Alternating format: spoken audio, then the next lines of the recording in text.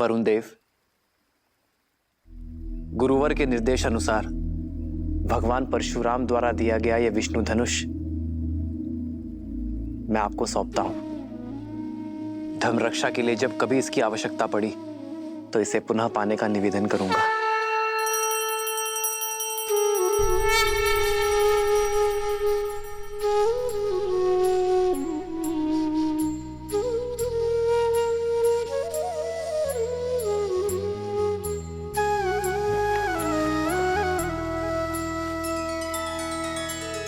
वरुण को सारंग सौंपा, शस्त्र से ना मोह है।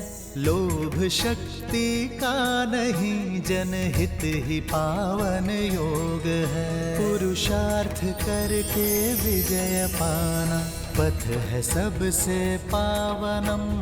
नर को ये संदेश देते, धनुष तज नारायणम।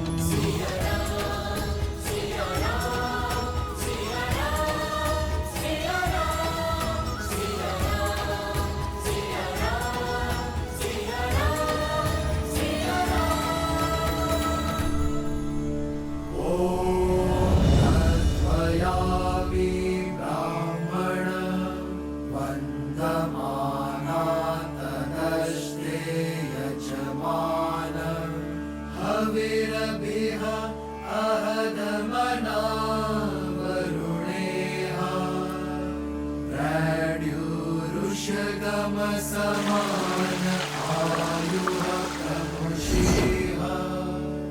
ॐ वरुणाय नमः। श्री रामचंद्र कृपालु भजु मन हरण भव भय दारुणम्। नव कंज लोचन कंज मुख कर कंज पद कंजारुणम्।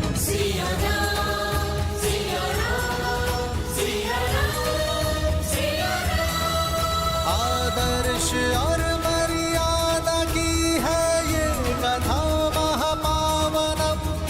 काट मद श्री से मिला दे श्रीमद् रामायणम। श्रीमद् रामायणम।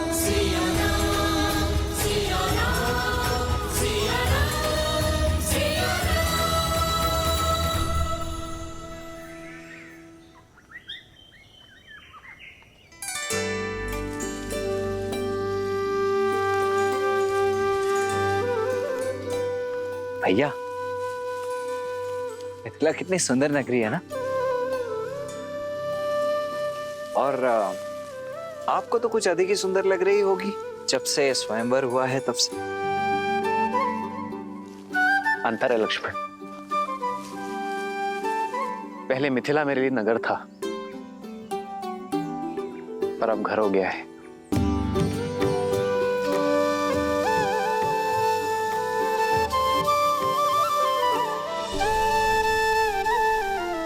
मैं माँ गौरी को धन्यवाद कहकर आता हूँ लक्ष्मण। देवी सीता को पहली बार यही देखा था। जी भैया।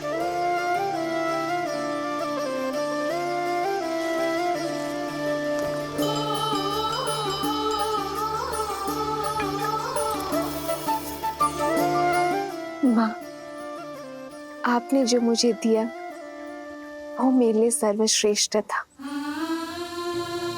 वो दिया जो मेरे मन में था। आपको मन से धन्यवाद करने आई हूँ माँ।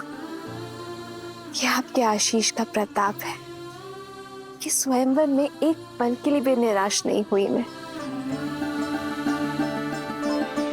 धन्यवाद माँ। माँ का आशीष दोनों पर है, तो धन्यवाद देने एक ही क्यों आए।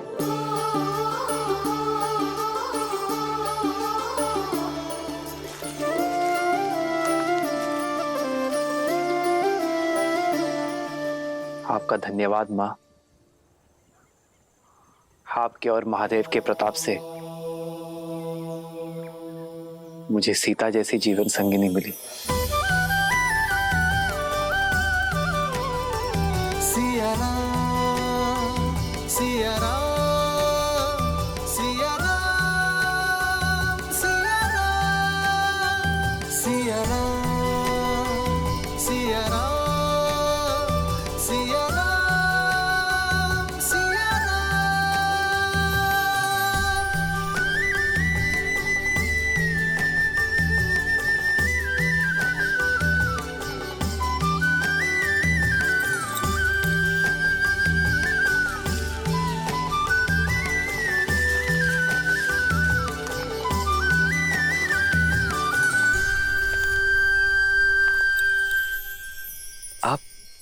मेरे चरण स्पर्श क्यों कर रही? देखिए, मैं वो नहीं हूं जो आप समझ रही। वो तो मेरे ज्येष्ठ भैया राम हैं जिन्होंने धनुष उठाया था। मैं तो उनका अनुज लक्ष्मण हूं। किसने कहा मैं आपके चरण स्पर्श कर रही हूँ? एक स्त्री केवल 3 लोगों के चरण स्पर्श करती है, अपने पिता के, अपने गुरु के और अपने पति के। और आप इनमें से कोई नहीं है, तो मैं आपके चरण क्यों स्पर्श करूंगी? वो तो मैं ये पुष्प उठा रही थी जो मेरी सीता दीदी को बहुत प्रिय है और मुझे भी। क्षमा कीजिए, वो देवी, ऐसे भूमि में पड़े हुए पुष्प किसी को भेंट नहीं करने चाहिए। परंतु आप निराश मत होइए, मैं एक क्षण।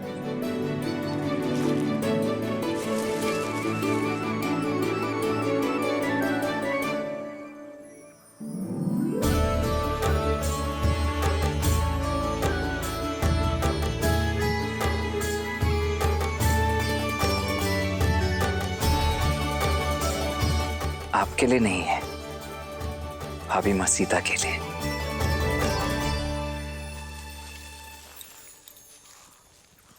एक बात पूछ।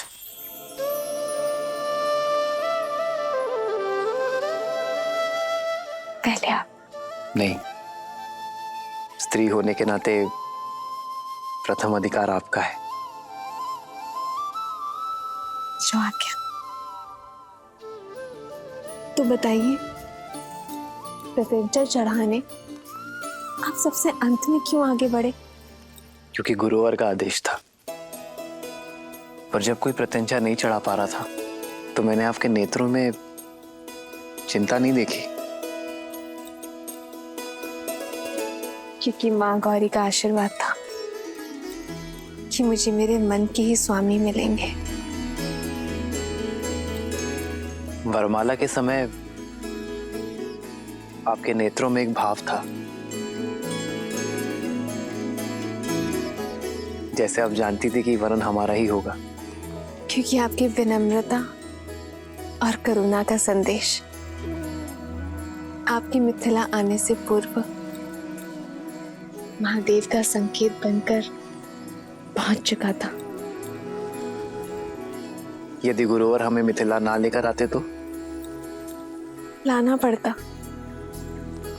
क्योंकि भले ही वो ब्रह्म ऋषि है, पर महादेव के चयन और गौरी माँ के आशीर्वाद के आदेश के परे नहीं। बिना मुझे जाने मुझ पे इतना विश्वास? भूमि से उपजूं आर्य, एक झलक से समझ जाती हूँ कि किसके हृदय की भूमि में विश्वास का पौधा उपजेगा। महाबली लंकेश ने जब प्रयास किया था उस समय भी भय नहीं लगा आपको? नहीं, क्योंकि 8 वर्ष की आयु में मैंने वो धनुष उठा लिया था। भली भांति जानती थी कि उस धनुष को कोई बाहुबल से नहीं उठा सकता।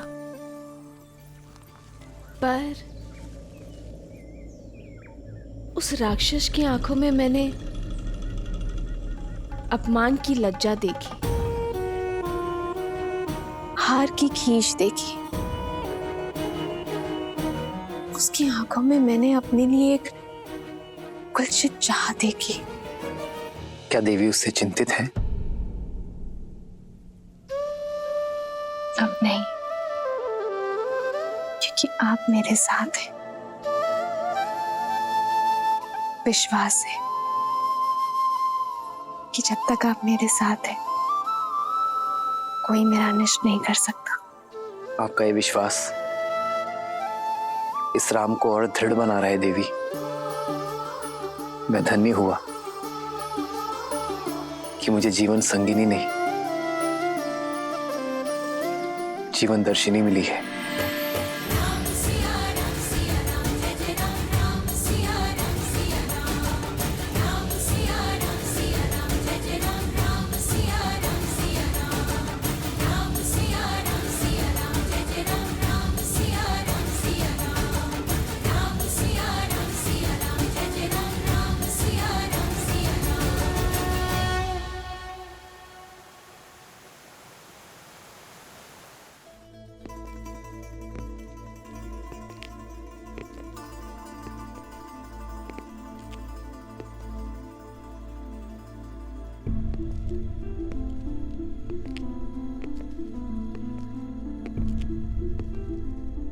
अंततः मेरी कामना पूरी हुई भैया।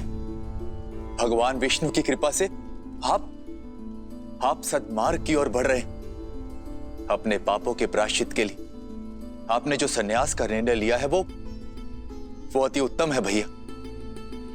दुख तो केवल इस बात का है कि बहुत देर कर दी मैंने। कदाचित तुम्हारी बात पहले मान ली होती तो आज मेरे महादेव मुझसे रुष्ट ना होते। लंका को अब तुम जैसे सदाचारी राजा की आवश्यकता है। न्याय प्रियता से राज करना। भैया, यदि राज ही करना होता तो ब्रह्मदेव से संपूर्ण सृष्टि का राज्य मांग लेता, किंतु मुझे विष्णु भक्ति रहने दीजिए। और ये राज्य संभालने के लिए तो आपका महाप्रतापी पुत्र मेघनाथ है ना।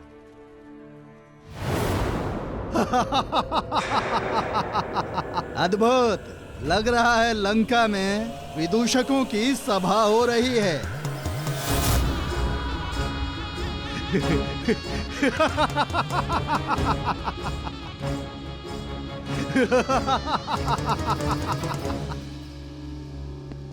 मुझे तो लगा था कि सिंहासन त्यागने की बात बोलकर इस भोली भाली शूर्पणखा को मूर्ख बनाया है, पर सत्य मेरे सामने है। कभी कल्पना भी नहीं की थी कि रावण को कभी सन्यासी वेश में देखूंगा। केवल वस्त्रों से नहीं, आत्मा से भी मैं संन्यास स्वीकार कर चुका हूं विद्युत जीवा। इसलिए विभीषण को राजा बनाकर राज्य के साथ साथ तुम्हारी बुद्धि ने भी संन्यास ले लिया है रावण। ये विष्णु भक्त केवल विष्णु के गुणों का गायन कर सकते हैं, राज्य संचालन नहीं। केवल मैं इस स्वर्ण सिंहासन योग्य हूं। सत्य है, बुद्धि कुंड हो गई मेरी। सबसे योग्य पात्र मेरे समक्ष है और मैं उसे पहचान नहीं पाया। चलो, दुर्घटना से देर भली। विद्युत जीवा, लंका का सिंहासन तुम्हारी प्रतीक्षा कर रहा है।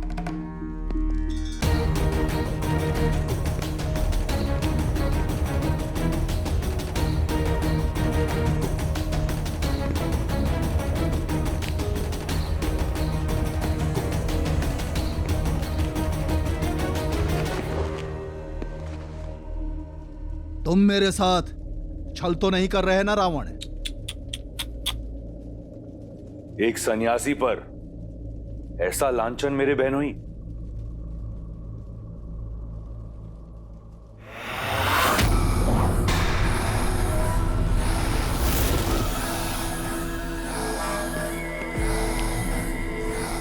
सन्यास की आड़ में मैंने तुम्हारा छल देख लिया है, पाखंडी रावण। अब तुम मेरा बल देखो। काल के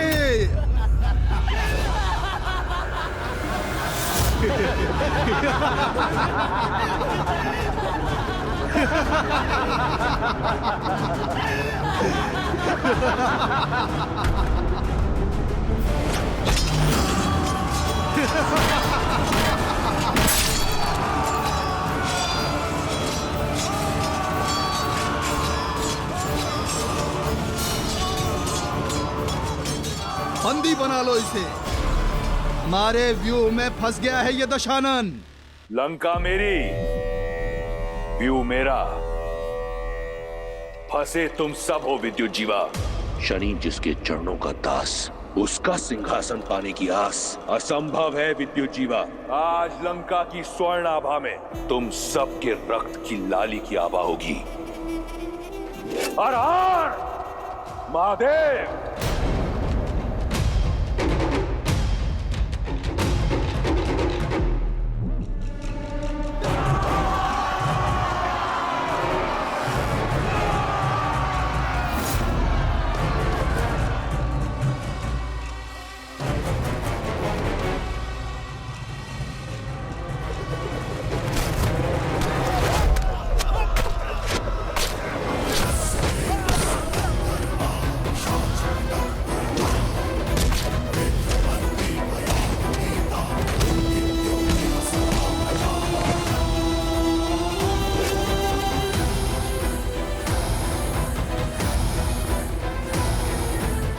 सुर्पणखा मुझे बचा लो, मुझे बचा लो सुर्पणखा, बचा लो मुझे अपने भाई से। मैं तुम्हारा पति हूँ, तुम्हारे पुत्र का पिता हूँ। दया करो सुर्पणखा, दया करो। दशानन मुझे क्षमा करो। रावण के शब्दकोश में द से दमन और दंड है, दया नहीं।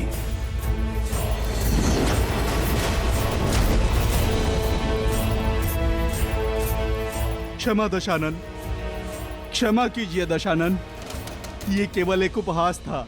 मेरी शक्ति का उपहास करने वाले को चंद्रहास उत्तर देती है।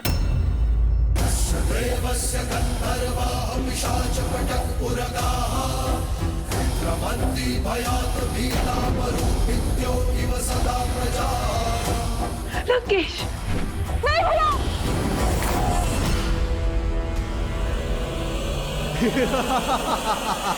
मुट्ठी भर दैत्य कालकेयों को मारकर स्वयं को सर्वशक्तिशाली समझ रहे हो मूर्ख दशानन।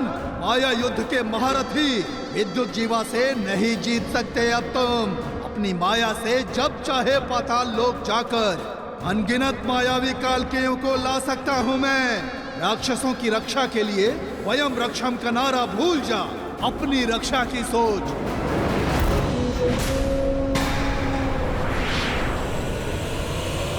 भैया, दशानन, दशानन।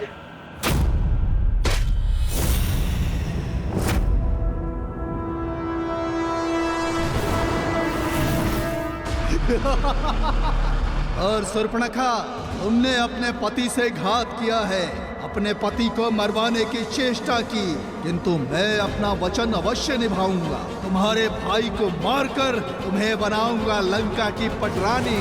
मैं चला पाताल लोक। पाताल में छुपो या रसातल में, तुम मुझसे बच नहीं पाओगे विद्युत जीवा। 10 लोगों के स्वामी का 11वां लक्ष्य होगा पाताल लोक। वहां जहां कहीं भी होगे तुम्हें ढूंढ कर निकालूंगा और फिर धीरे धीरे तुम्हारे प्राण हर लूंगा।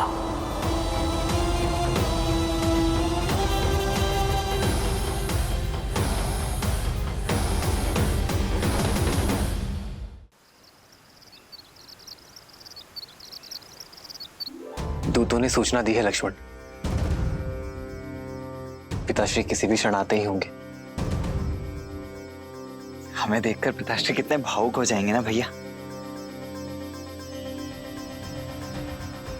देखिए, कदाचित पिताश्री आ गए।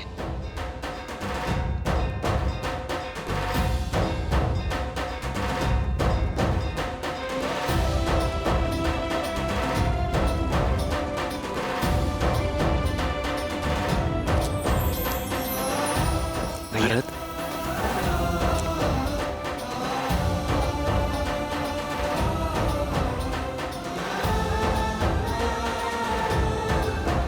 भरत,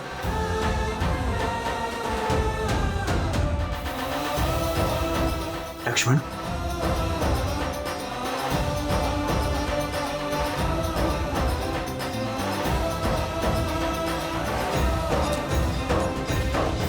भरत, इतना शीघ्र?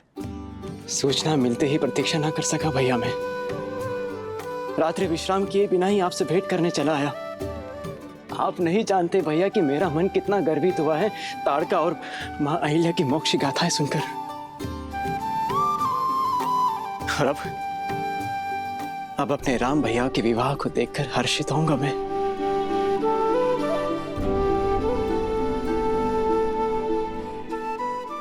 और मेरा मन तुम्हें देखकर हर्षित हो रहा है भरत।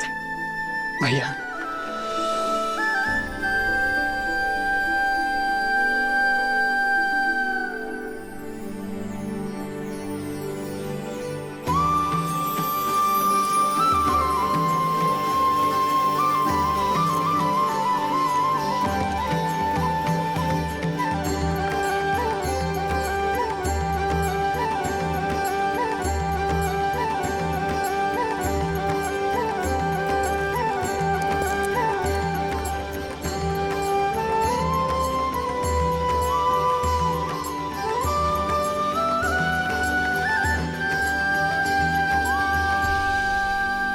श्री राम और देवी सीता के विवाह की पावन बेला निकट आ गई है।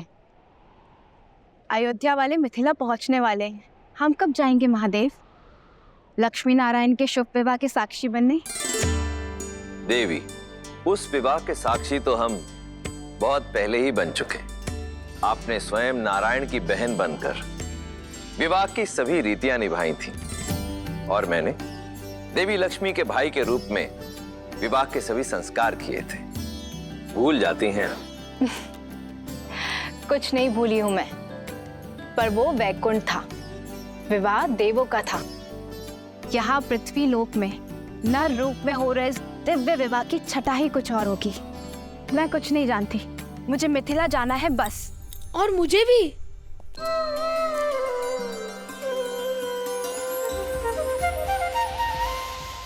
बड़े दिन हो गए, भरपेट स्वादिष्ट भोजन नहीं खाया।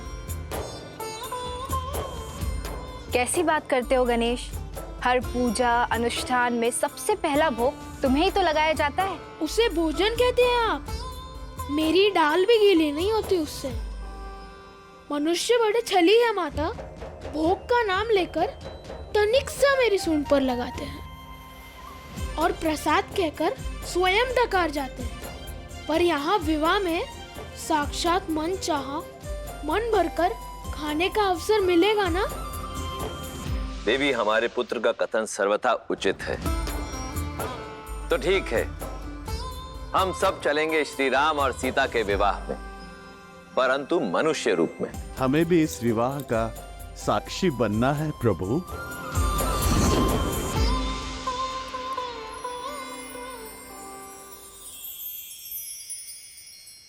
आप सभी नारायण का परिवार हैं, तो इस विवाह में आपको कैसे भूला जा सकता है?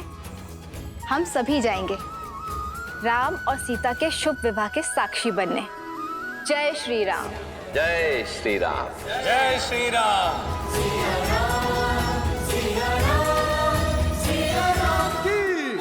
शिव धनुष भंजक श्री राम की। दशरथ नंदन श्री राम की जय। शिव धनुष भंजक श्री राम की जय। दशरथ नंदन श्री राम की।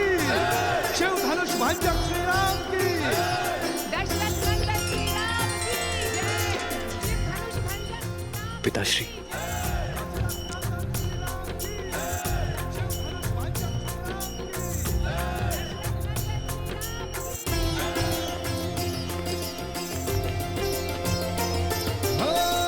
मंगल भवन मंगल द्रवहु सुदसर। अयोध्या से जब विदा ली थी तो पुत्र तुम दशरथ नंदन थे, और आज तुमसे यहां भेंट हो रही है तो मैं राम का पिता हूं। इतने कम दिनों में मेरा पुत्र इतना बड़ा हो गया।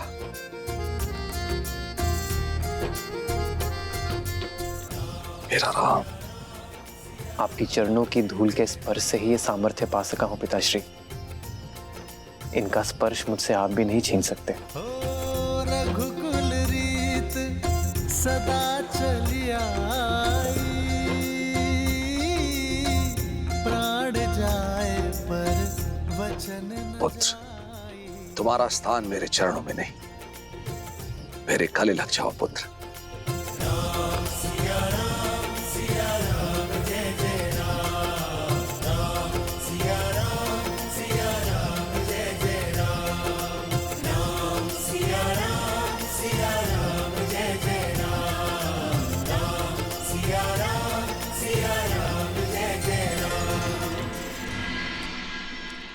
प्रणाम पिताश्री। पुत्र लक्ष्मण, आयुष्मान बाबा।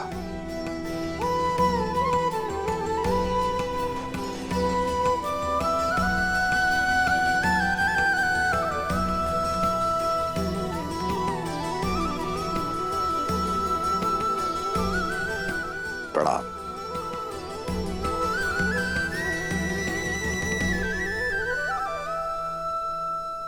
भूलोक पर कोई माया या दिव्य प्रदर्शन नहीं, अन्यथा हमारा भांडा फूट जाएगा और मेरा भोग छूट जाएगा। अब वेश परिवर्तन करें।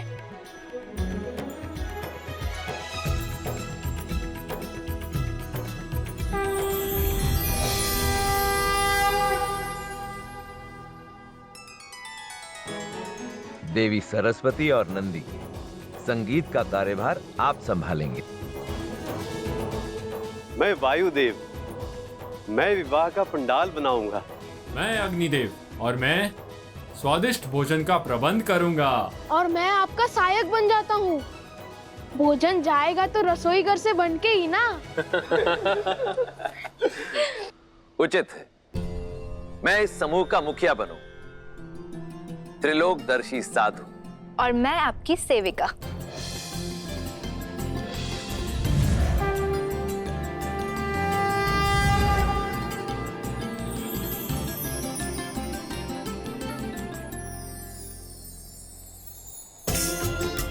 चलिए, प्रस्थान करने का समय हो गया है।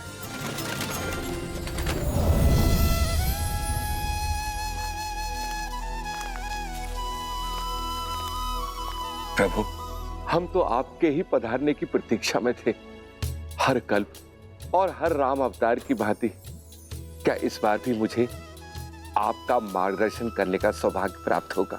काकभूषण देव, आपको यह प्रश्न पूछने की कोई आवश्यकता ही नहीं, क्योंकि जो स्वयं मेरे प्रभु श्री राम की कई जीवन लीलाओं का साक्षी बना, उनसे अच्छा मेरा मार्गदर्शन भला और कौन कर सकता है?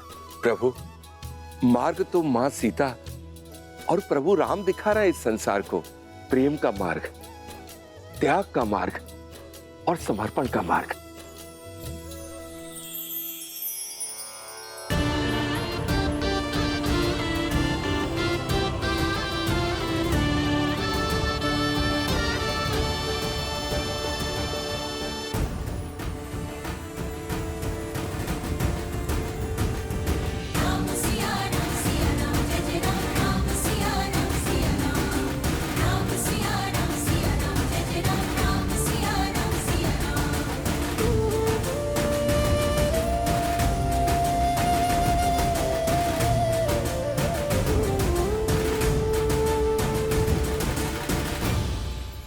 अयोध्यापति महाराज दशरथ, यह है मेरी पुत्री सीता।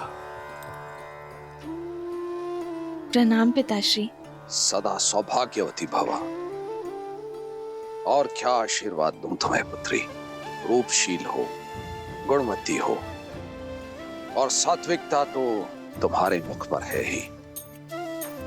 अपने तेज से अपनी अयोध्या को सदैव धमकाती रहना पुत्री।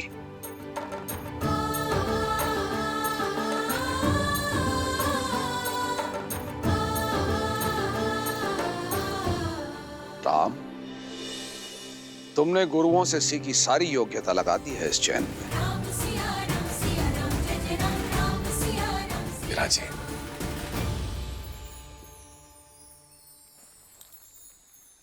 अयोध्यापति, अब मैं अपने परिवार से आपकी भेंट कराता हूं। सीता की माता से तो मिल ही चुके हैं आप। प्रणाम। ये मेरी छोटी पुत्री उर्मिला, ये मांडवी, श्रुतकीर्ति। ये दोनों मेरे अनुज कुशाध्वज की पुत्रियां हैं।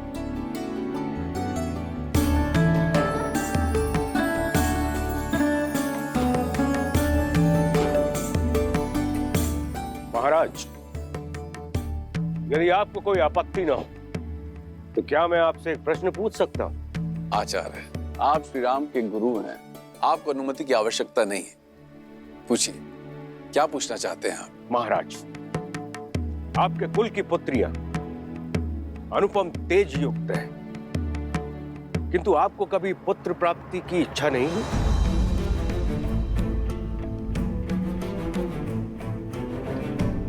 या फिर कभी इस बात का भय नहीं सताया कि आपकी मृत्यु के बाद आपको तर्पण कौन देगा, या फिर आपके लिए स्वर्ग का मार्ग कौन बनाएगा?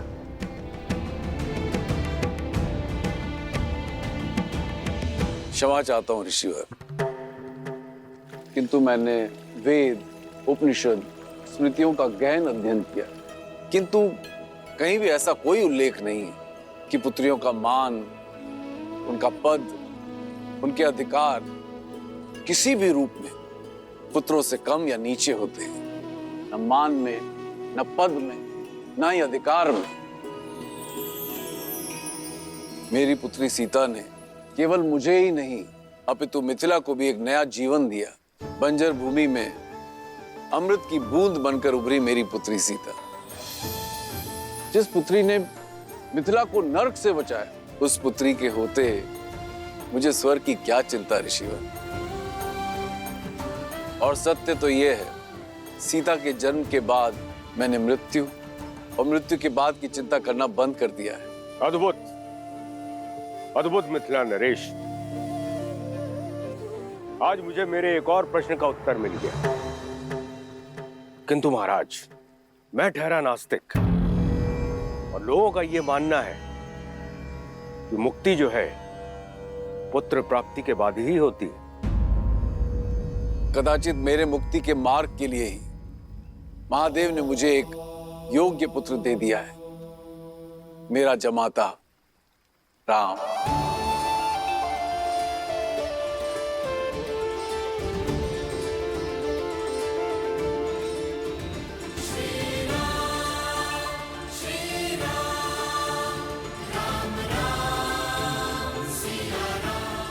उचित कहा राजर्षि जनक। विवाह संबंध वर वधु के बीच ही नहीं, दो परिवार के बीच जुड़ता है। राम अब आप ही का पुत्र है। हम सबके बीच भी यही चर्चा चल रही थी मिथिलेश, कि क्यों ना आपको कुछ और पुत्र सौंप दिए जाएं। मैं आपका तात्पर्य नहीं समझा ऋषिवर। आपकी 4 पुत्रियां हैं जनक, और अयोध्या के 4 राजकुमार। इससे सुंदर संजोग और संबंध नहीं हो सकता। लक्ष्मण और उर्मिला, भरत और मांडवी, शत्रुघ्न और श्रुत कीर्ति का मेल आयु और गुण के अनुसार उत्तम होगा।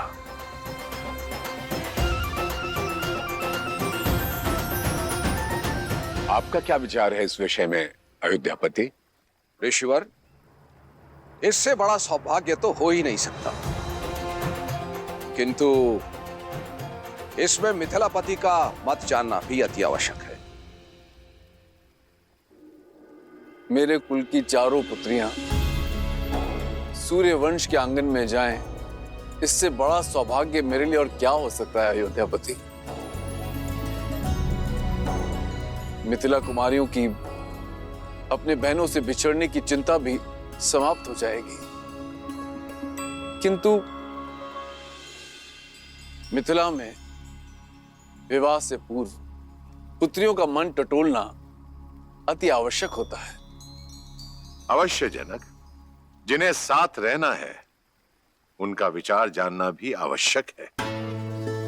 आप दोनों एकांत में अपनी संतानों से बात कर लीजिए।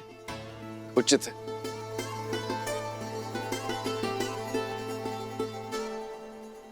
बोलो अनुज, प्रसन्न हो?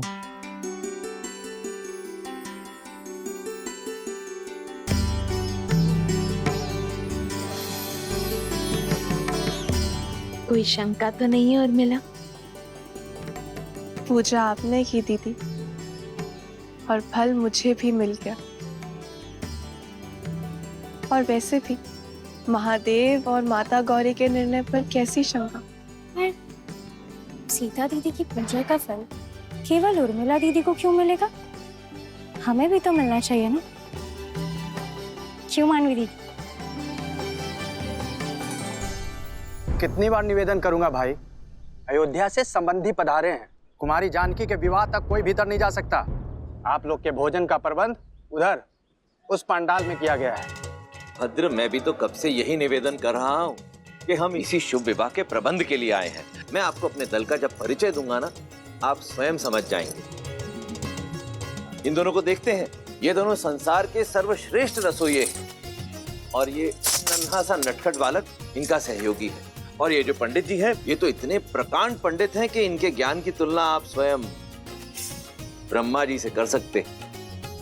और ये देवी जी जो खड़ी हैं, ये अद्वितीय नृत्यांगना तो हैं ही, परंतु जब वाद्य यंत्र पर अपनी उंगलियां फेरती हैं तो ऐसा लगता है कि स्वयं देवी सरस्वती आ गई हो।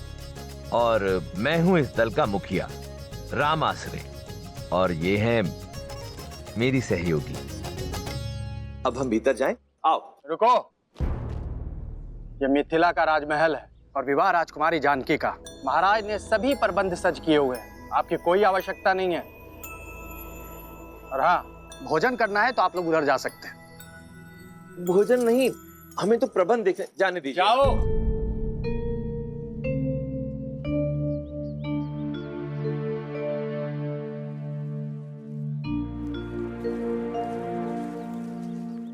अब क्या करेंगे? प्रभु, मुझे आज्ञा दें। उचित है, आप जाइए। जी। मुझे भी आज्ञा दीजिए प्रभु। अब आपको किस बात की आज्ञा चाहिए? और कितनी देर प्रतीक्षा करें प्रभु? मैं अदृश्य बनकर वहां चला जाऊं? अदृश्य होना तो हमको भी आता है वायुदेव, पर दिव्य शक्ति प्रयोग नहीं करनी ना। गणेश, अदृश्य होकर बहना मेरा अधिकार है। और सबसे पहले भोग ग्रहण करना मेरा अधिकार है। मैं चलूं पिताजी? कोई कहीं नहीं जाएगा, सब यहीं प्रतीक्षा करेंगे। मैं कुछ सोचता हूँ। जो भी सोचना है शीघ्रता से सोचिए, भूख से मेरा पेट दर्द कर रहा है। मेरा भी भूख के मारे जान जा रही है।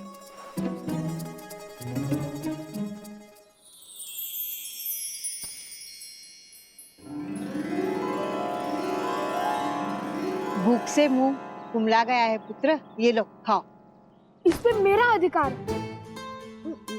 अरे तुम तो और भी ज्यादा भूखे लग रहे हो। लो ये पूरी टोकरी तुम ही रख लो। ये टोकरी का मैं क्या करूंगा माता, मुझे तो केवल ये रसीले फल चाहिए।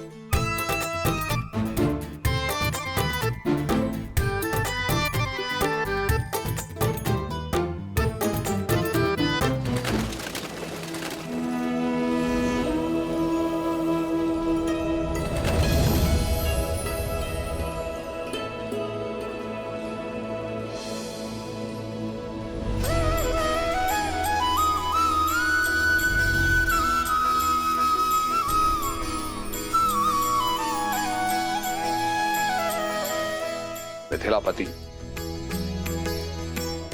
मेरे चारों पुत्र विवाह के लिए सज्ज हैं राजऋषि। मेरी पुत्रियां भी महाराज।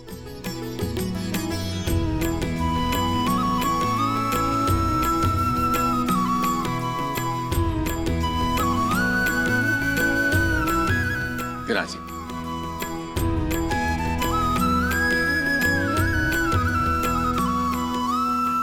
तो राजगुरु सतानंद, आज्ञा गुरु जी। तो विवाह की तिथि निकलवाई जाए। मैं शीघ्र अति शीघ्र संसार के इस पावन मंगल विवाह की तिथि निकालता हूं। रुको सतानंद,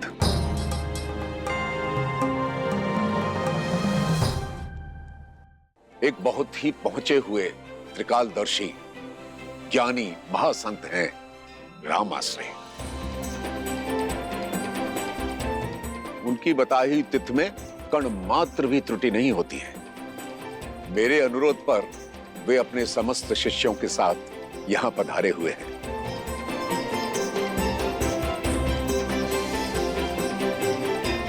मैं देख सकता हूं वो अपनी साथियों के साथ महल के द्वार पर प्रवेश कर चुके हैं।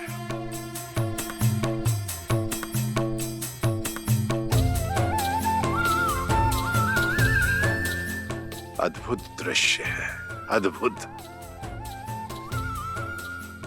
राम के विवाह की तिथि राम आश्रय निश्चित करेंगे। राम, जाओ जाकर उन्हें ससम्मान अंदर ले आओ। जी आचार्य। पुत्री सीता, उनके साथ उनकी एक सेविका और कुछ साथी भी हैं। उनका तुम स्वागत करो, मंगलमय होगा। जो आगे।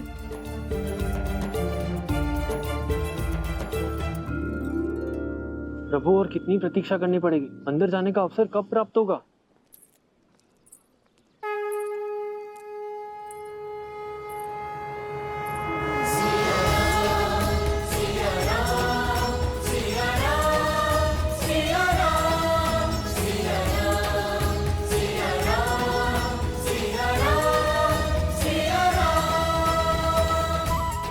हम सबकी प्रतीक्षा समाप्त,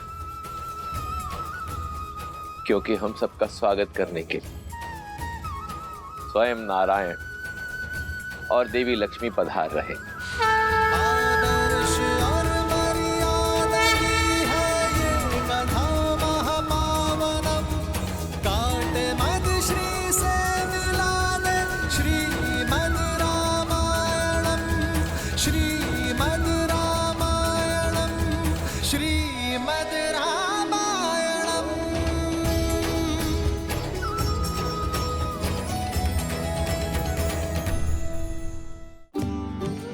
प्रणिपात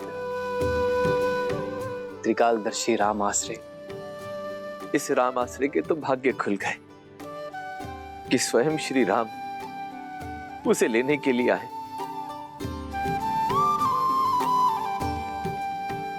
देवी गौरिका समेत आप सभी को सीता का प्रणाम।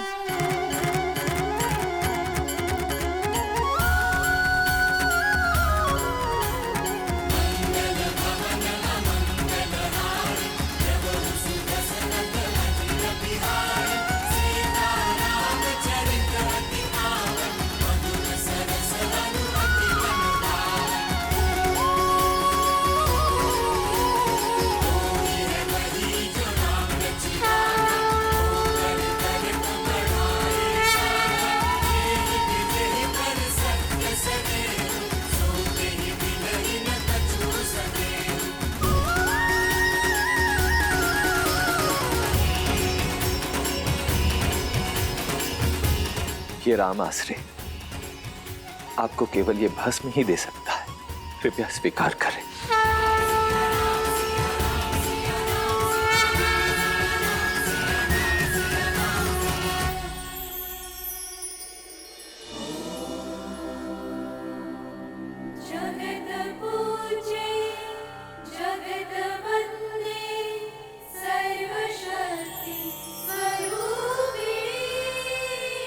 आइए।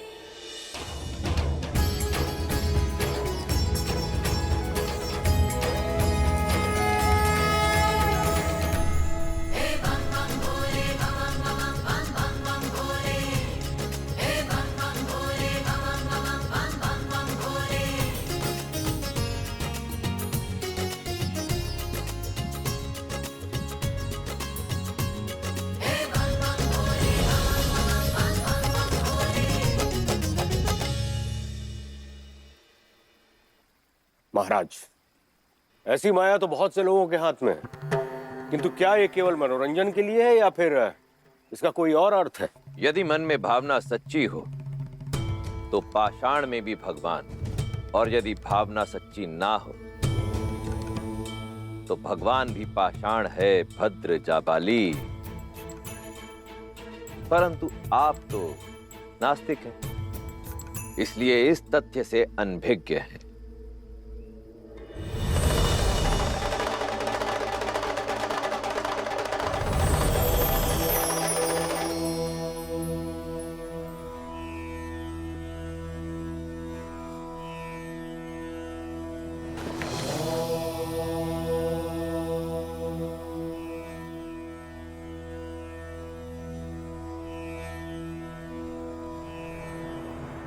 असंभव।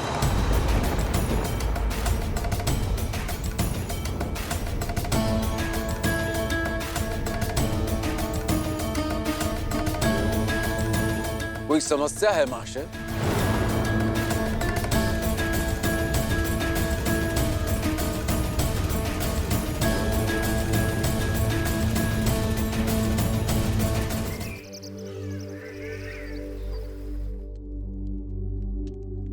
असंभव।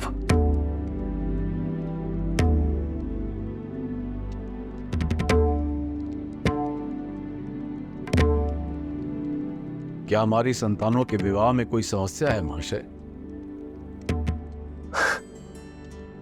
कोई समस्या नहीं है राजन। मैंने इससे पहले ऐसा विलक्षण संयोग अपने जीवन में कभी नहीं देखा। पूरे 36 के 36 गुण मिलते हैं।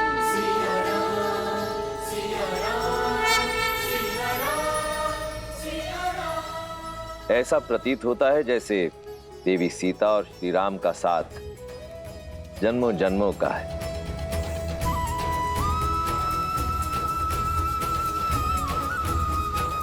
और इस विवाह का शुभ मुहूर्त आज से 3 दिन बाद है। धन्यवाद संत श्री। और मेरे शेष पुत्रों के विवाह का मुहूर्त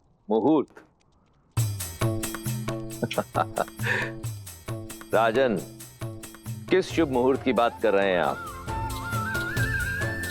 जिनके मिलन को स्वयं महादेव ने रचा है, जिस क्षण का साक्षी बनने के लिए समस्त ब्रह्मांड सज रहा है, वो क्षण है श्री राम और देवी सीता के विवाह का मुहूर्त। अब भला इससे शुभ मुहूर्त और क्या हो सकता है? आपके चारों पुत्रों का विवाह एक ही दिन एक ही मंडप में होगा और इस विवाह का प्रबंध मैं स्वयं करूंगा।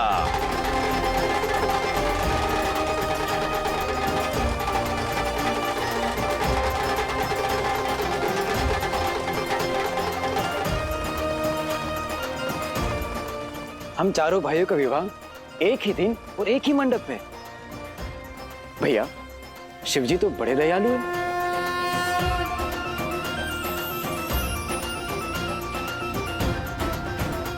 मेरे राम का विवाह है महाराज, ये अवसर मुझसे मत छीनिए। मैं अपने राम को फेरे लेते हुए देखना चाहती हूँ।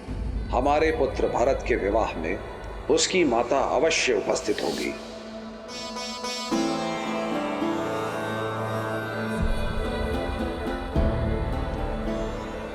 मेरे चारों पुत्रों का विवाह एक ही लग्न और एक ही मुहूर्त में हो, ये तो बहुत ही आनंददायी है ऋषिवर।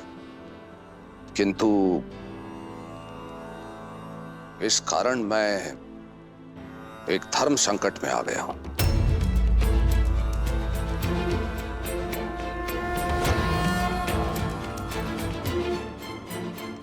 हमारे विवाह का मुहूर्त आपके लिए धर्म संकट पिताश्री?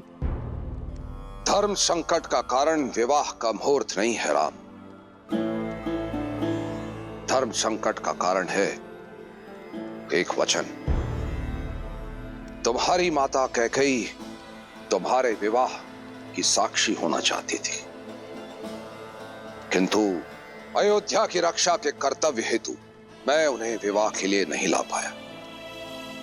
और उनका मन रखने के लिए मैंने उन्हें वचन दिया, भरत के विवाह में भरत की माता अवश्य सम्मिलित होगी। किंतु अब यह कैसे संभव है? जब तक विवाह की सूचना अयोध्या पहुंचेगी, विवाह का मुहूर्त तो हो जाएगा।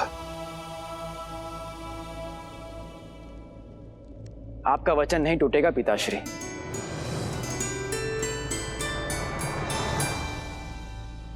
वो इसलिए क्योंकि मेरे विवाह को देखने हेतु मेरी एक माता अवश्य उपस्थित होगी।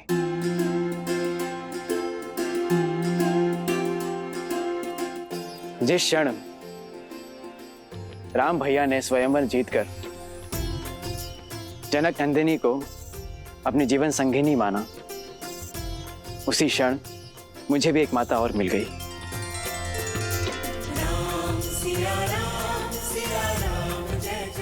शास्त्रों का कथन और अयोध्या की मर्यादा यही है कि बड़े भाई की पत्नी का स्थान देवर के लिए माता के समान होता है।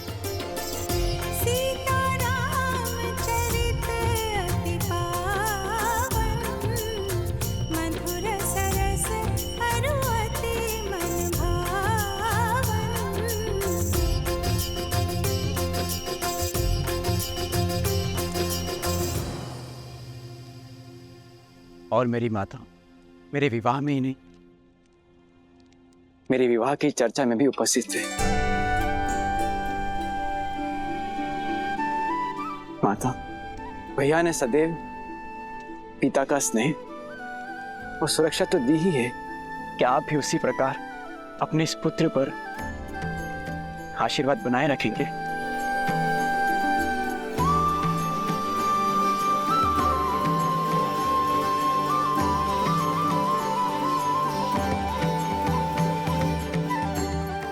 धर्मशास्त्रों में लिखे को पढ़ने में नहीं, उसे जीवन में उतारने में है भरत।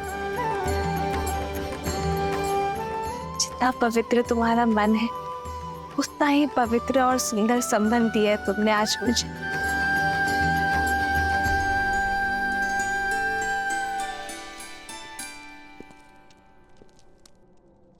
भरत, उठो भरत।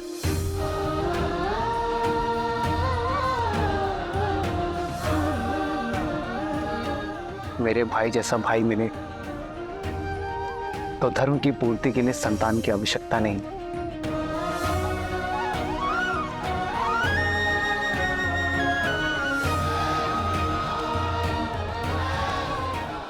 शास्त्र तो यही कहते हैं कि माता अपने संतानों के बीच भेदभाव नहीं करती। क्या केवल आप भरत भैया को ही आशीर्वाद देंगे भाभी माँ, हमें नहीं?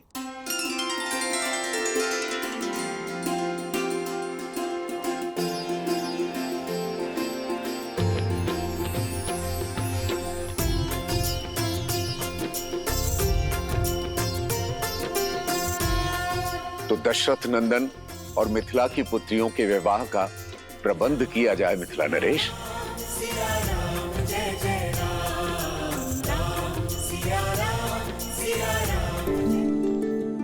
चिरंजीव को महाराज दशरथ, ये मेरा अनुज है कुशाध्वज, प्रणाम। और उनकी पत्नी चंद्रभागा, मांडवी और श्रुतकीर्ति के माता पिता। जी, आपसे भेंट करके बहुत प्रसन्नता हुई। आपकी पुत्रियां बहुत गुणवान हैं। क्षमा करना कुशाध्वज, कदाचित मैंने तुम्हारा अधिकार छीन लिया। तुम दोनों उपस्थित नहीं थे और तुम लोग से संपर्क भी नहीं हो पा रहा था। मैंने बिना तुम्हारी अनुमति के तुम्हारी दोनों पुत्रियों का विवाह निश्चित कर दिया। विवाह? विवाह? यह अधिकार तो आप ही का था भैया। हाँ जयश्री, जन्म भले ही मैंने दिया है श्रुतकीर्ति और मांडवी को, परंतु पाला तो आप ही ने है। हम तो सदैव ज्ञान की प्राप्ति के लिए यहाँ वहाँ भ्रमण करते रहे, इसलिए पहला अधिकार तो आप दोनों का ही है। और आपसे अच्छा हमारी पुत्रियों का हित कोई नहीं सोच सकता। उचित समय पर आए। नगर में विवाह की शोभा यात्रा आरंभ हो गई है।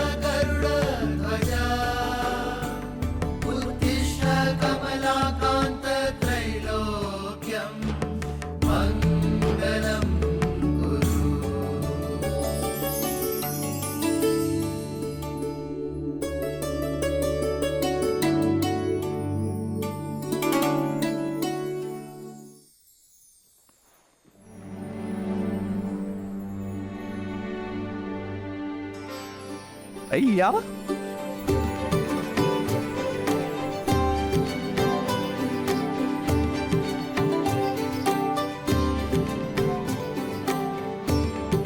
सज्ज हो जाइए भैया, आज से विवाह रीतियां आरंभ होने वाली हैं आपकी।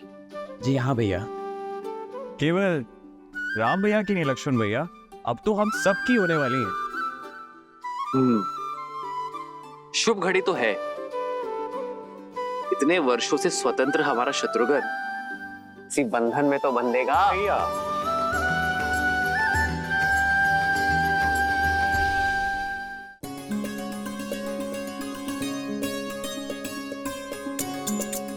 आप तो बड़ी प्रसन्न होंगी ना सीता दीदी, दशरथ नंदन राम जैसे पति मिल गए और देवरों ने तो माता भी मान लिया। और वो देवर हमारे पति भी होंगे। उनके साथ साथ हमें भी तो सीता दीदी के चरण स्पर्श करने होंगे ना। तो क्या हुआ, अच्छा ही है ना। जब हम अयोध्या जाएंगे तब हमें ऐसा नहीं लगेगा कि माता का घर छोड़कर आए हैं।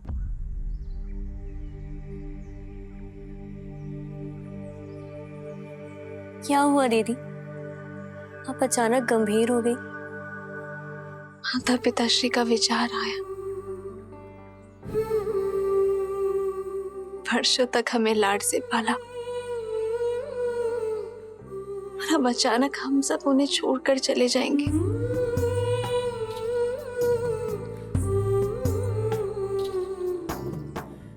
संसार चलाने के लिए संतान का विवाह आवश्यक है, ये वो भी जानते हैं, लेकिन अपने आत्मा के अंश को स्वयं से दूर करने में पीड़ा तो होती है ना। जाने क्या बीत रही होगी पिताश्री पर।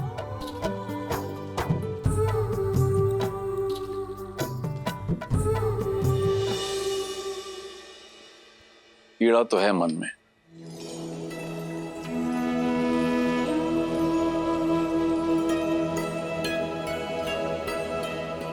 किंतु दशरथ नंदन जैसे पुत्रों को पाने का आनंद भी है।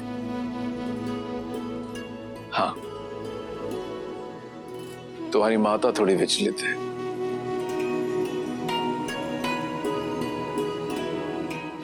कहाँ एक पुत्री के विवाह की चिंता थी और कहाँ अकस्मात ही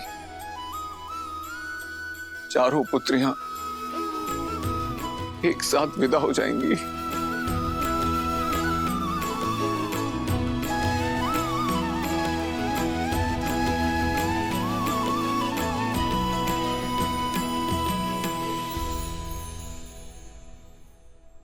अरे तुम चारों अब तक सज नहीं हो।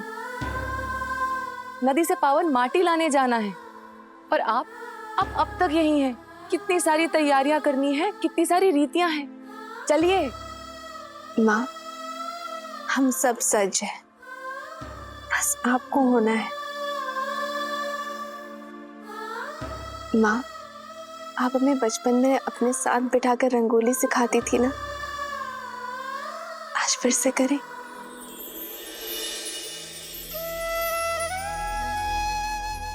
स्वास्तिक की ये 4 रेखाएं, हम 4 बहनें हैं माँ, और ये भिन्न दिशाओं में जाती हुई रेखाएं हमारा होने वाला परिवार। रेखाएं चाहे कहीं भी चली जाए, लेकिन वो अपना केंद्र कभी नहीं छोड़ती। और हम चारों का केंद्र आप है माँ। हम चाहे कहीं भी चले जाएं, लेकिन आपकी दी गई शिक्षा, आपके दिए गए संस्कार हम कभी नहीं भूलेंगे।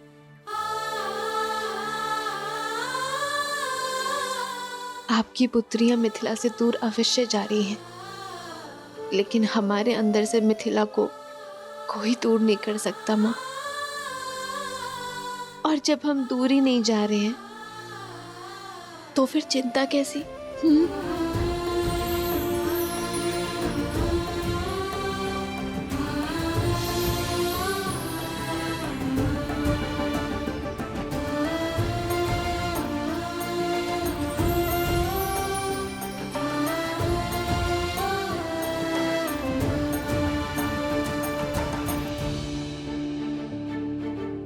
चलो नदी तट पर चलते हैं।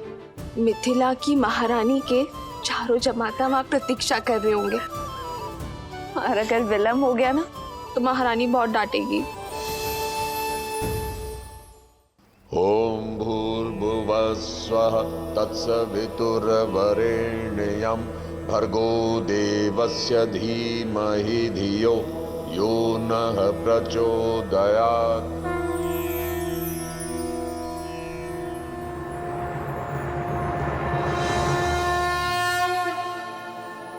महाराज जनक अपनी पुत्रियों के साथ पधार चुके हैं।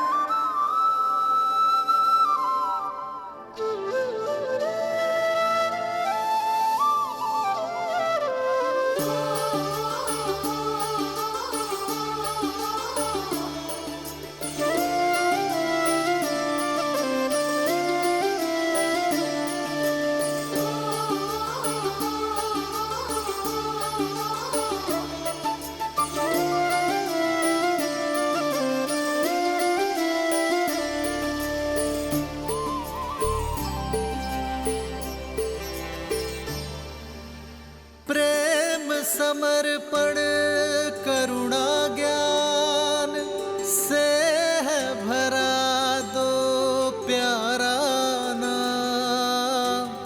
जय सिया राम, जय जय सिया राम, जय सिया राम, जय जय सिया राम।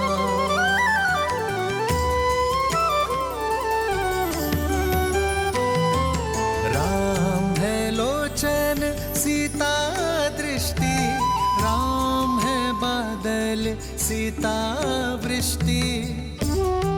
अब वर और वधू माँ गंगा का आह्वान कर नदी तल से पवित्र माटी को लेकर इस पात्र में भरेंगे। तत्पश्चात वर उसे वधू को सौंप देंगे।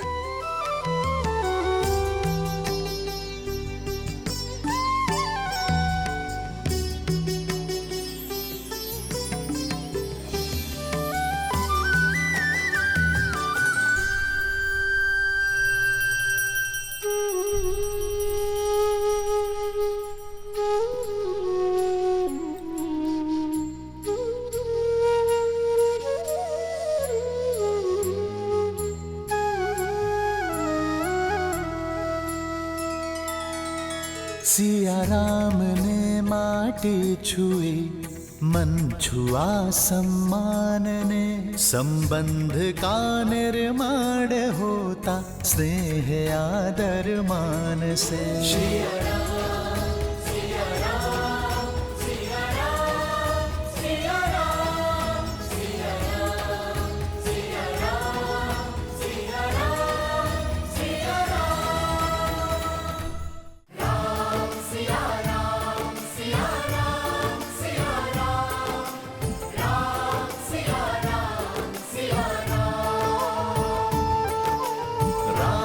सिया राम, सिया राम, सिया राम, राम सिया राम, सिया राम। नदी तल की माटी की भांति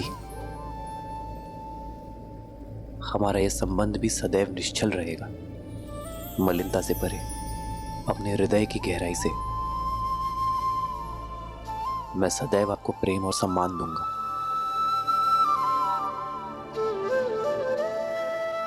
ये माटी और अधिक पावन हो गई है क्योंकि इसे माँ अहिल्या और ताड़का की पीड़ा को हरने वाले श्री राम ने स्पर्श किया है। माटी के पावन होने का कारण कुछ और है कि केवल 8 वर्ष में शिव का धनुष उठाने वाली तेजस्विनी अपने जन्म से ही मिथिला की सारी पीड़ा हरने वाली भूमिजा ने इसे चुना है। राम सिया राम, सिया राम, सिया राम, राम सिया राम, सिया राम, सिया राम, सिया राम, सिया राम, सिया राम, राम सिया राम, सिया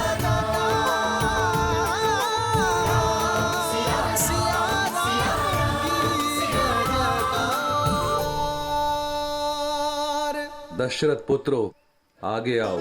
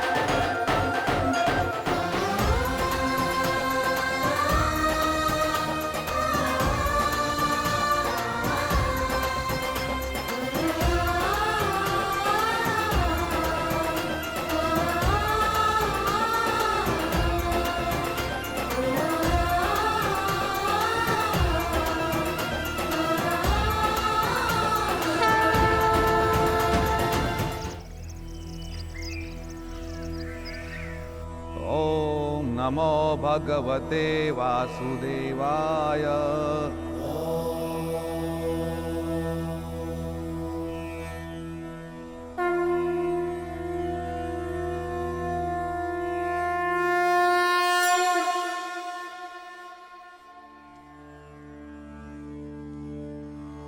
ततो ययौ रामपुरोगमैः शनैः शृगालमध्यदेवमाग्रहुदधतिः कात्यायनी महामाये महायोगिन्यधीश्वरी।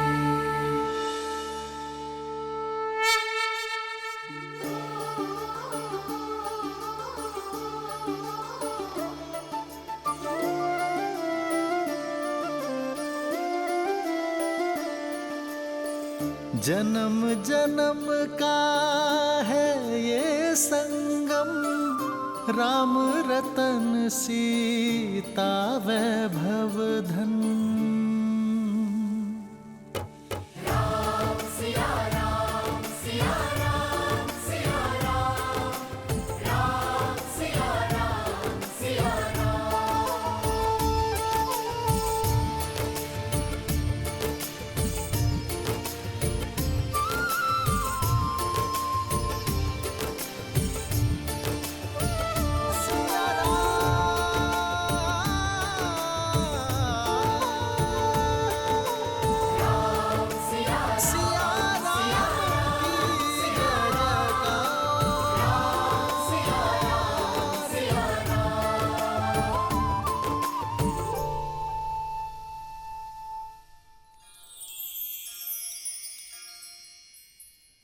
नदी के तल की माटी आधार है एक पवित्र संबंध का।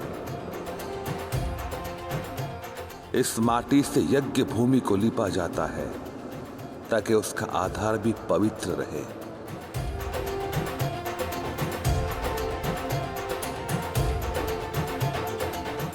अब इस पवित्र आधार पर विश्वास और प्रयास के कठोर पाषाण रखने पड़ते हैं।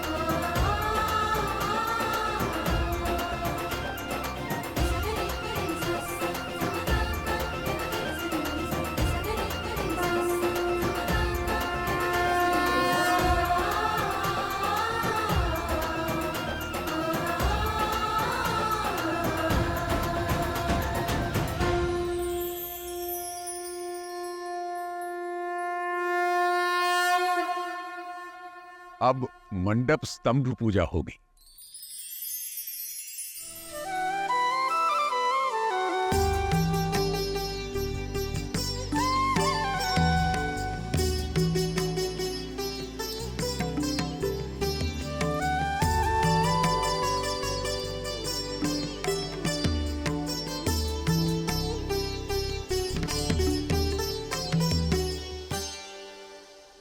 कात्यायनी महामाये महायोगिन्यधीश्वरी नन्दगोपसुतं देवी पतिमे कुरुते नमः। शत्रुघ्न, क्या तुम जानते हो कि विवाह मंडप में ये 4 स्तंभ क्यों लगाए जाते हैं वत्स? क्योंकि मंडप संतुलन बनाए रखने के लिए चारों स्तंभों का होना आवश्यक है गुरुदेव। तुम्हारा उत्तर तो व्यावहारिक है, परंतु इसका महत्व इससे और भी अधिक बड़ा है। राम, मेरे कथन का विस्तार करो वत्स। विवाह मंडप के 4 स्तंभ विश्व संचालन के आधार होते हैं। पहला और दूसरा स्तंभ पति पत्नी का होता है।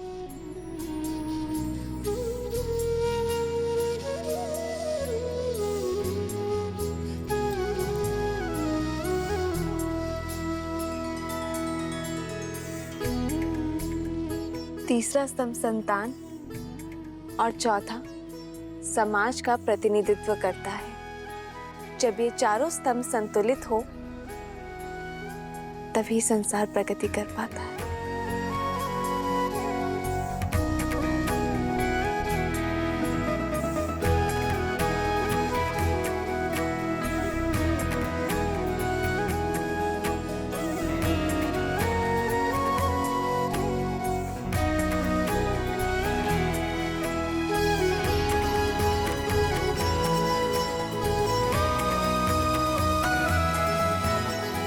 और साथ ही संबंधों के 4 आधारों को ये दर्शाते हैं।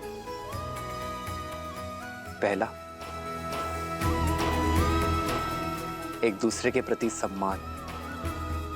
दूसरा, एक दूसरे के प्रति प्रबल मैत्री। तीसरा, दोनों का संपूर्ण समर्पण। और चौथा, संभाव।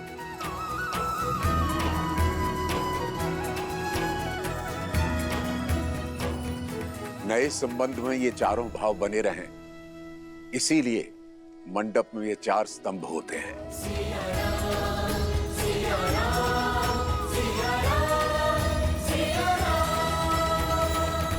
विवाह से पूर्व अब गणेश पूजन होगा।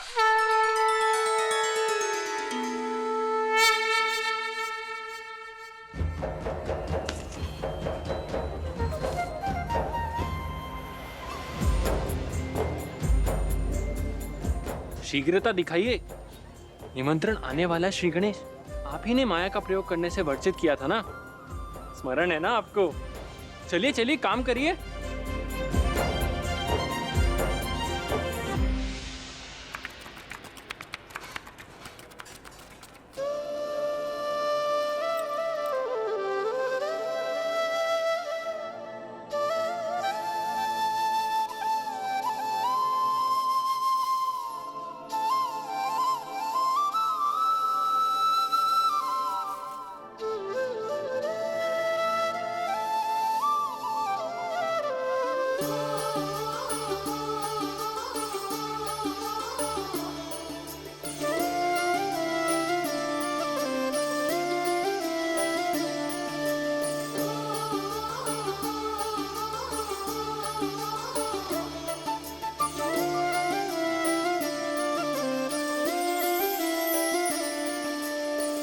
जन्म जन्म का है ये संगम, राम रतन सीता वैभव धन।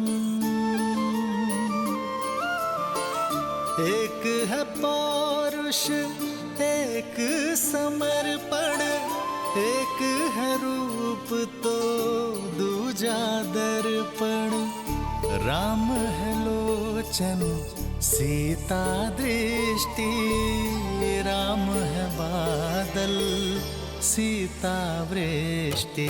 राम सिया राम सिया राम सिया राम, राम सिया राम सिया राम, राम सिया राम सिया राम सिया राम, राम सिया राम सिया राम। सीता को रखते हृदय रघुराई, पूर्ण राम को करने आई। सीता करती उनकी पूजा, राम सिया सा प्रेम न दूजा। राम सिया राम सिया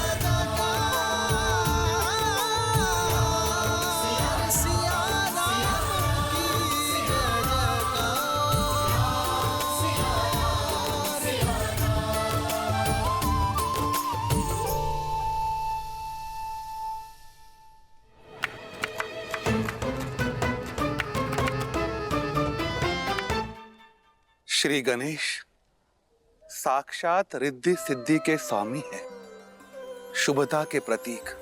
भावी दाम्पत्य के जीवन में सदा सुख और समृद्धि बनाए रखे, इस भावना के साथ श्री गणेश के स्वरूप का निर्माण होगा।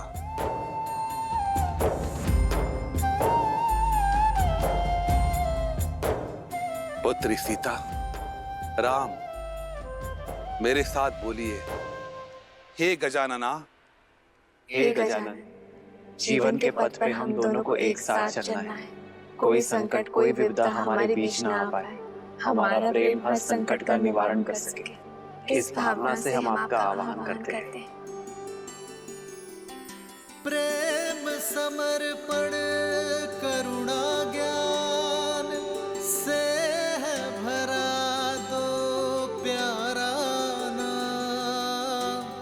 जय सिया राम जय जय सिया राम, जय सिया राम जय जय सिया राम।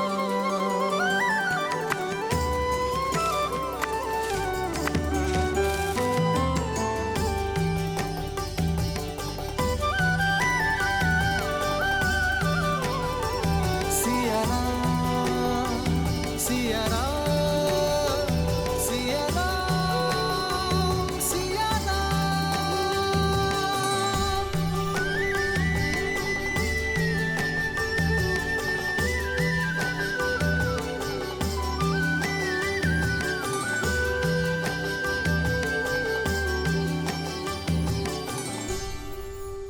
सतानंद, कृपया गणेश पूजन के लिए दीप प्रज्वलित करें। अवश्य गुरुवर। गौरीपुत्र, निमंत्रण आ गया, चलिए। अरे कहाँ चल दिए महाराज? भोजन तो अभी पूरा बना नहीं है।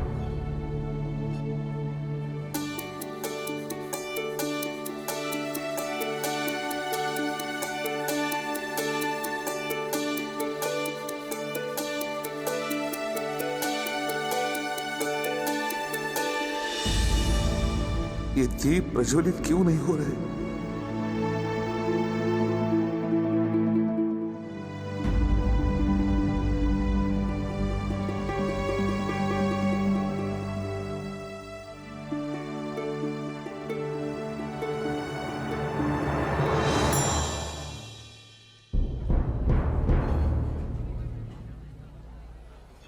सब कुछ तैयार तो है, देखो।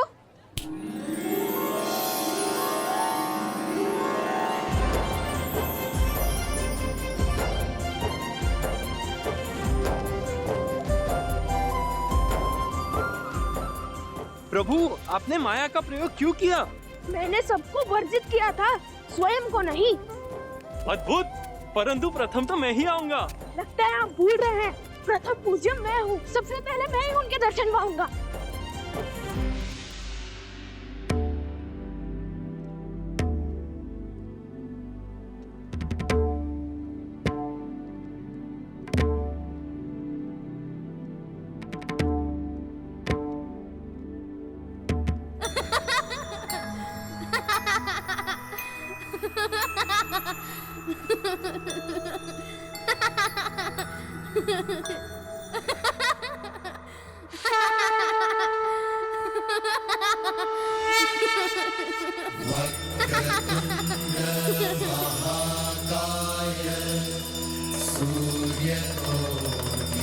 समप्रभा निर्विघ्नं कुरु मे देव सर्वकार्येषु सर्वदा सर्वमङ्गलमाङ्गल्ये शिवे सर्वार्थसाधिके शरण्ये त्र्यम्बके गौरी नारायणी नमोस्तुते नारायणी नमोस्तुते नारायणी नमोस्तुते।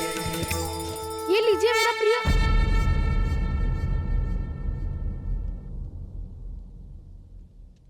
मेरा तात्पर्य है श्री गणेश का प्रिय भोग।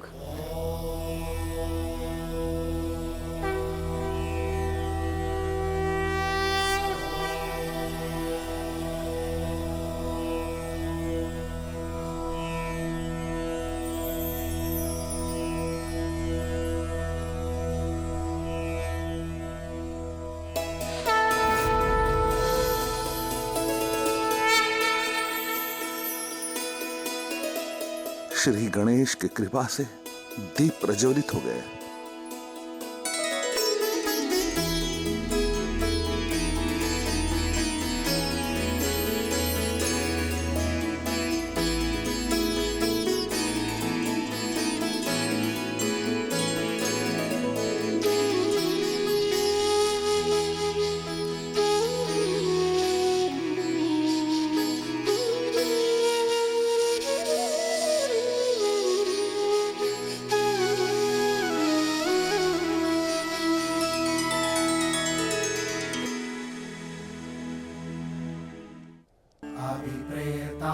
सिद्धार्थं पूजितो यः सुरासुरैः सर्वविघ्नच्छिदे तस्मै गणाधिपतये नमः।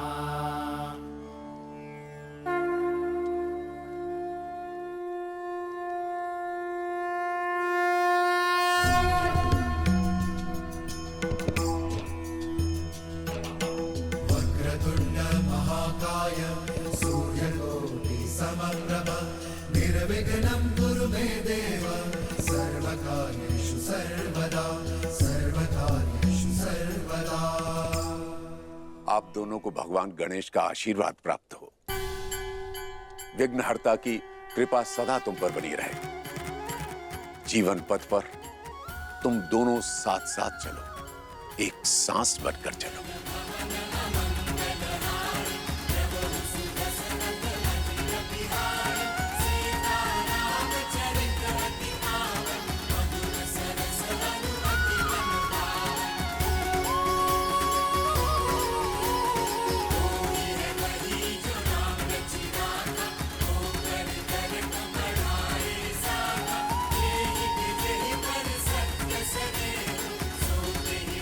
धन्यवाद गुरुदेव।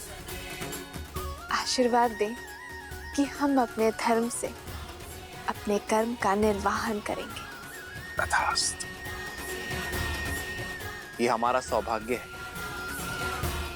कि गुरु वशिष्ठ और विश्वामित्र के मार्गदर्शन में हमारा विवाह संपूर्ण होगा। यशस्वी भव।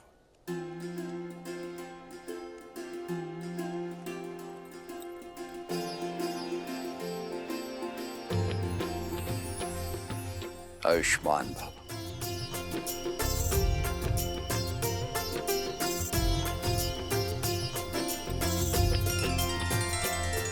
सदा सौभाग्यवती भव पुत्री।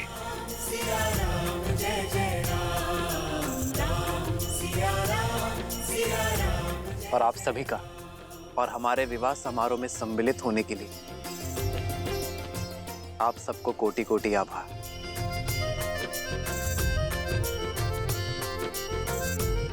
अब उस दाम्पत्य का आशीर्वाद लीजिए जिन्होंने अपने साथ से विवाह के संबंध को सार्थक किया है।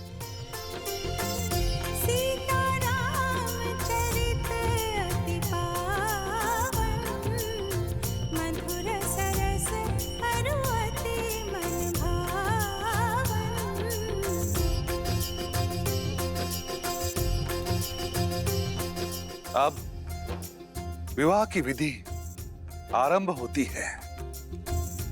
आपके संबंध में विशुद्ध प्रेम और विशुद्ध कर्तव्य का संगम हो। अब यहाँ उपस्थित सभी अतिथियों के आशीर्वाद में